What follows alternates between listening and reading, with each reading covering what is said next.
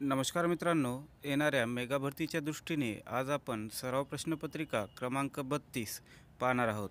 त्याआधी सर्व मित्रांना विनंती आहे की हा व्हिडिओ जर आवडला असेल तर लाईक करायला विसरू नका व ज्या मित्रांनी या चॅनलला सबस्क्राईब केले नसेल त्या मित्रांनी या चॅनलला नक्की सबस्क्राईब करावे।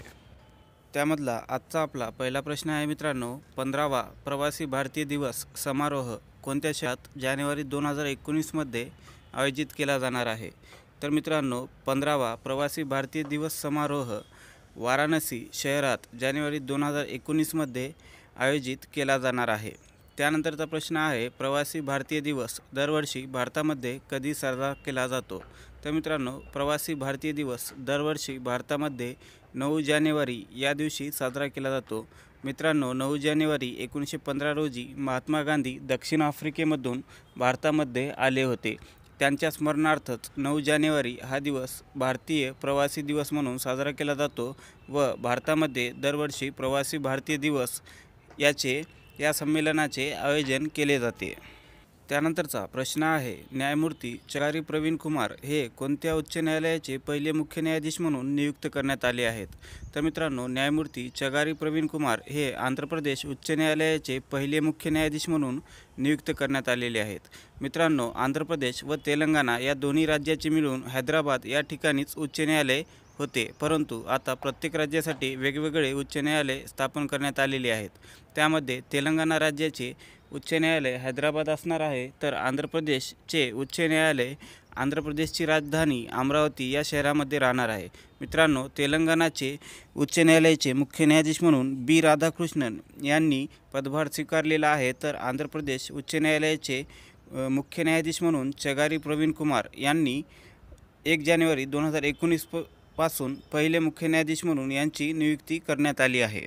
त्यानंतरचा प्रश्न आहे, राजाजी योजना कोणी मांडली? तर मित्रांनो, राजाजी योजना चक्रवर्ती राजगोपालाचारी यांनी 1944 मध्ये मुस्लिम लीग व राष्ट्रीय सभा यांच्यामध्ये तडजोड घडवून आणण्यासाठी ही योजना महात्मा गांधी पुढे मांडली होती। त्यानंतरचा प्रश्न आहे, वेव्हेल योजनेवर विचार करण्यासाठी भारतातील प्रमुख राजकीय पक्षांची बैठक कोठे भरली होती?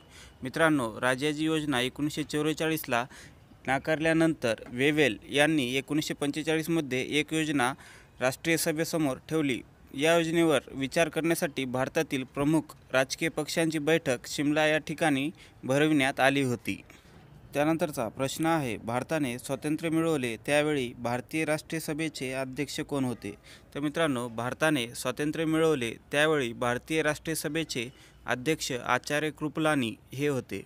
त्यानंतरचा प्रश्न आहे, भारतीय संविधानाचे शिल्पकार कोण आहेत? तर मित्रांनो, भारतीय संविधानाचे शिल्पकार डॉक्टर बाबासाहेब आंबेडकर हे आहेत।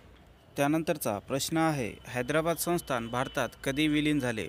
तर मित्रांनो, हैदराबाद संस्थान भारतात 17 सप्टेंबर 1948 रोजी भारतीय जवानांनी हैदराबादमध्ये घुसून ऑपरेशन पोलो राबविले होते। त्यावेळेस 17 सप्टेंबर 1948ला हैदराबाद संस्थान रजाकारांपासून मुक्त करण्यात आले व भारतामध्ये विलीन करण्यात आले।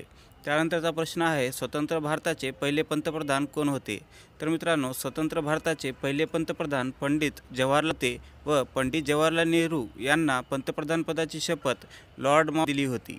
त्यानंतरचा प्रश्न आहे, भाषिक तत्वावर निर्माण झालेले पहिले राज्य कोणते? तर मित्रांनो, भाषिक तत्वावर निर्माण झालेले पहिले राज्य आंध्र प्रदेश हे आहे। त्यानंतरचा प्रश्न आहे, गोवा युथ लीग ही संस्था मुंबईमध्ये कोणी स्थापन केली होती? तर मित्रांनो, गोवा युथ लीग ही संस्था मुंबईमध्ये डॉक्टर टी.बी. कुन्हा यांनी स्थापन केली होती।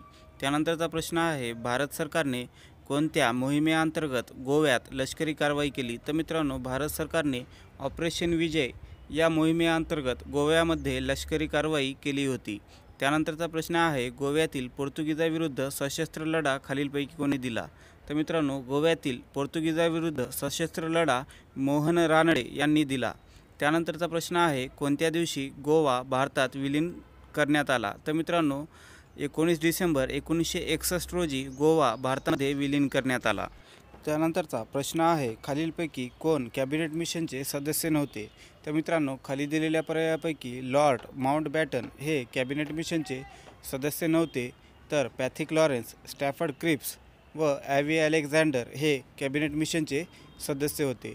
मित्रांनो, ब्रिटिश संसदेमार्फत भारताला स्वातंत्र्य प्रदान करण्यासाठी 1946मध्ये एक मिशन भारतामध्ये पाठवले होते. त्याच मिशनमध्ये पॅथिक लॉरेन्स, स्टॅफर्ड क्रिप्स व ॲवी अलेक्झांडर हे सदस्य होते.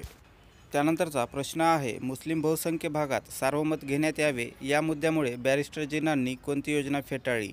तर मित्रांनो, मुस्लिम बहुसंख्य भागात सार्वमत घेण्यात यावे या मुद्द्यामुळे बॅरिस्टर जिनांनी राजाजी योजना फेटाळली होती. मित्रांनो, राजाजी योजनेमध्ये पाकिस्तान निर्मितीसाठी सार्वमत बहुसंख्य समाजामध्ये घेण्यात यावे अशा पद्धतीची शिफारस राजाजी योजनेमध्ये करण्यात आली होती. त्यामुळे बॅरिस्टर जिनांनी ही योजना फेटाळली होती. त्यानंतरचा प्रश्न आहे, पाकिस्तान या देशाचा स्वतंत्रता दिवस कोणता? तर मित्रांनो, पाकिस्तान या देशाचा स्वतंत्रता दिवस 14 ऑगस्ट हा आहे. त्यानंतरचा प्रश्न आहे, भारत स्वातंत्र्य झाला तेव्हा इंग्लंडचे पंतप्रधान कोण होते? तर मित्रांनो, भारत स्वातंत्र्य झाला तेव्हा इंग्लंडचे पंतप्रधान क्लेमेंट ॲटली हे होते. अशा पद्धतीने अतिशय महत्त्वपूर्ण प्रश्नावर आधारित सर्व प्रश्नपत्रिका 32 आपण पाहिलेली आहे. मित्रांनो, हा व्हिडिओ जर आवडला असेल तर लाईक करायला विसरू नका व ज्या मित्रांनी चॅनलला सबस्क्राईब केलं नसेल त्या मित्रांनी चॅनलला सबस्क्राईब करा व आपल्या सर्व मित्रांसोबत हा व्हिडिओ शेअर करा.